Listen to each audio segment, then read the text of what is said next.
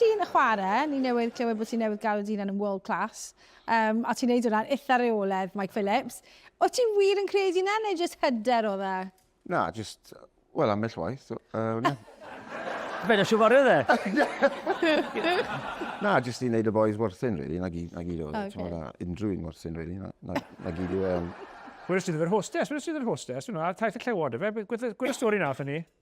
Na, o'n i'n neud e bob tro ni ar y flight, really, achos o'n i, pan ni'n mynd lawr i waren erbyn Australia neu Zera Newydd, o'n i ar business class, so o'n i wastad yn mynd lan i'r ferch gorau, really, a gweud, mae problem da fi ar ticket fan hyn.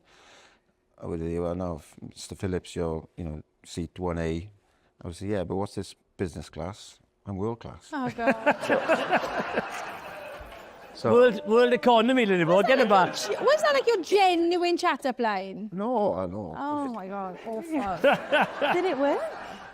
Probably. No. Unfortunately.